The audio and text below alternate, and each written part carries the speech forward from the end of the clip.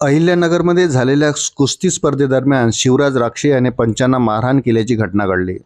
पृथ्वीराज मोहोड यांच्यासोबत झालेल्या उपांत्य सामन्यानंतर शिवराज राक्षे याला एक वादग्रस्त निर्णय दिला गेला।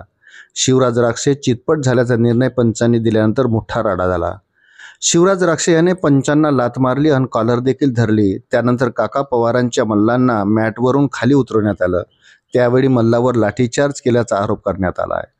अशातच आता काका पवार यांनी शिवराजवर झालेल्या कारवाईनंतर पहिली प्रतिक्रिया दिली आहे। काल अहिल्यानगरमध्ये झालेल्या महाराष्ट्र केसरी स्पर्धेत माझ्या तालमीतील पैलवानावर अन्याय झाला आहे। शिवराज राक्षे आणि महेंद्र गायकवाड यांच्यावर झालेली 3 वर्ष बंदीची कारवाई चुकीची असल्याचं वस्ताद काका पवार यांनी म्हटलं। काल रेफरीने शिवराज राक्षे विरोधात दिलेला निकाल देखील चुकीचा आहे, पण तुम्ही पंचावर कारवाई करायचं सोडून पैलवानामध्येच भांडण लावता हे कितपत योग्य आहे, असा प्रश्न काका पवार यांनी विचारला आहे।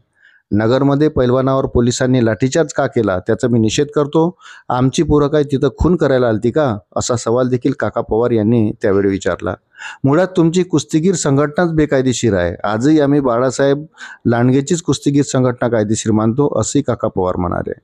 वृत्त सविस्तर जाणून घेण्याकरता चॅनलला सबस्क्राईब जरूर करा। आजवर आमच्या संघटनेनं कधीही पैलवानाकडून एंट्री फी घेतली नाही। तुम्ही तर हजार गोळा करताय, मग ही महाराष्ट्र केसरी स्पर्धा तुम्ही काही पैसे कमवायला घेताय काय? आयोजक सर्व खर्च करतो ना, मग एंट्री फी कशासाठी?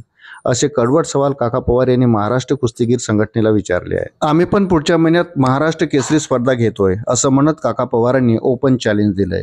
दरम्यान महाराष्ट्र केसरी स्पर्धेतील दोन्ही आपलेच महाराष्ट्राचे पैलवान आहेत।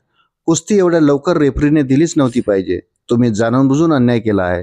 ही कुस्ती तुम्ही WWE ला पाठवली तरी कोणी एवढ्या लवकर कुस्तीचा निर्णय देणार नाही, पण या रेफरीने कशी काय दिली कुस्ती काय माहीत। दोन्ही पैलवान महाराष्ट्राचे आहे। काका पवारांचे पैलवानाचे पैलवान म्हणून अन्याय करत असतील तर त्याला काही अर्थ नाही, असेही काका पवार स्पर्धेनंतर म्हणाले होते।